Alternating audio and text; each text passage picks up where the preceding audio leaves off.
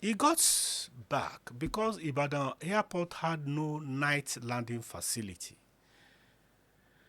So Obaleke told him that they had to leave in quick time because otherwise they would not be able to land at the airport. So they got back to Ibadan around 7 p.m. and they went straight to the government house. A day before that, he had sent Fadirira to Ogbomoso to go and prepare his Ogbomoso residence ready for a state visit.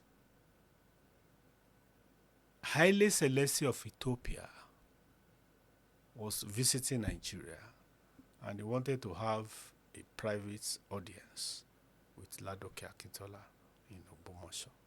So Fadirira was already in Ogbomoso. Unfortunately for Ladoke,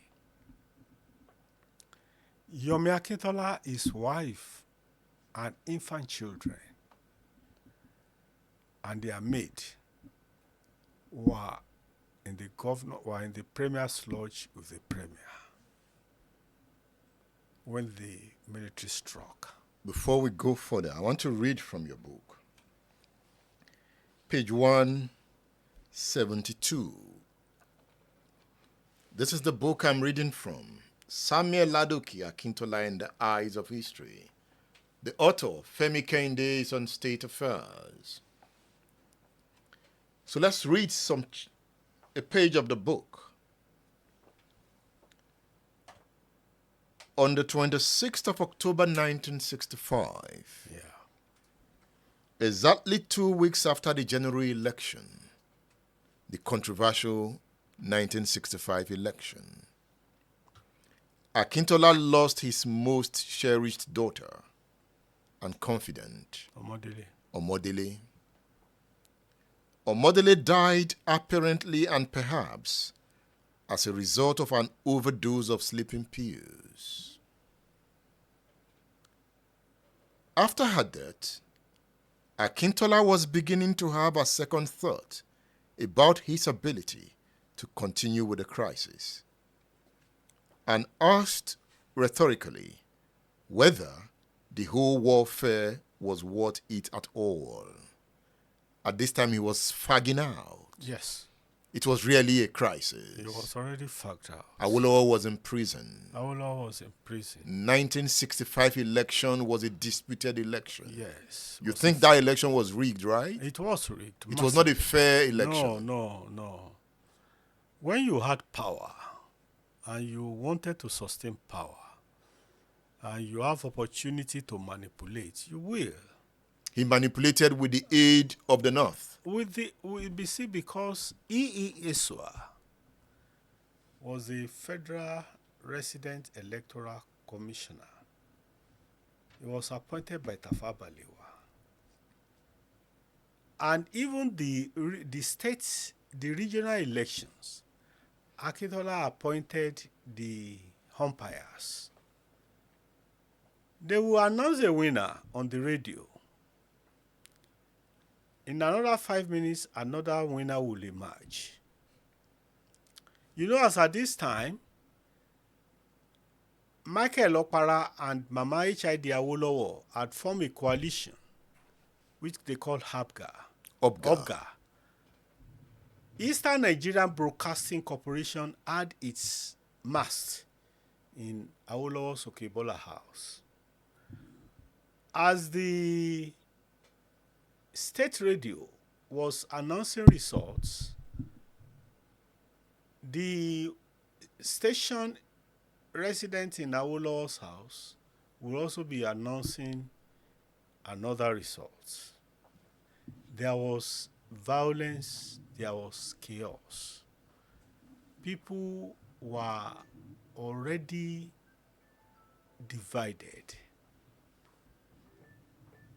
Politics had become very, very dangerous. And you remember in 1965,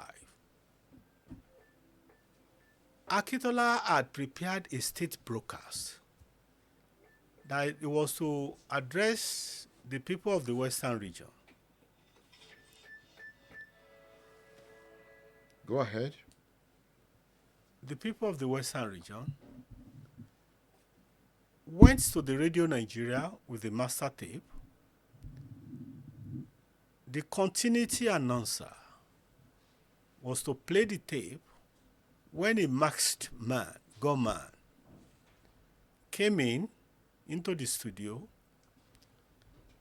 and at gunpoint asked the continuity announcer, to remove the tape and slotted the anti-Akintola tape there, and the man disappeared. And that man might be Wole Soyinka? Was charged before the newly appointed Justice Kehinde Esho. And that's the mystery gunman. The mystery gunman, if you read Kehinde Esho's book. Yeah. So politics was already very, very dangerous. Now, let me read more.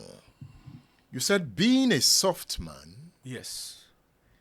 he had even contemplated resigning his position and leaving the affairs of the West to Chief Remi Fani Kayode, the father of this present Femi, yes. Fani Kayode, his deputy, who was generally believed to be strong, toughened, and hardened. Faderera Samuel Ladoke Akintola's wife has also suggested this to him, insisting Ladoke was too feminine. Was he feminine? He was feminine. He wasn't tough? He was not tough. You see, Ladoke was a great orator. He was streetwise, he was worldwise. When you talk to Ladoke, you ask him that maybe they have to go and kill these people, they have to go and kill these people, they have to go and kill these people. You will not ask them. If we kill Mr. A, we kill Mr. B, we kill Mr. C, who are we now going to govern? That was, he was a Baptist deacon. He was a Baptist lay reader. He was a Yoruba fundamentalist. He was verbally gifted, very gregarious. He was street and worldwise. But in terms of physical pugilism and display of physical strength, Ladoke could not match Fani Power. Fani Kayode was called Fani Power. He was leader of the Action Group Youth Movement before he left for the NCNC. He was a brilliant attorney. He, alongside Rotimi Williams and Bode Thomas, founded the very first law partnership in this country. Thomas, Williams, and Fani Kayode. He was a QC. So at this time, he was already beginning to wonder, most especially when Omodele died. Omodele was his confidant. It was Omodele that he sent to England, to the Privy Council, to the Queen of England, to deliver a letter to the Queen when the Action Group appealed against the judgment of the Federal Supreme Court on the interpretation of Section 3310 of the Western Region Constitution. Which the Action Group won. They won, the politics. The Chief Judge of the Western Region was a Ghanaian, Justice Kwashi Idun. He knew he was in the heat of it. When the matter got before him,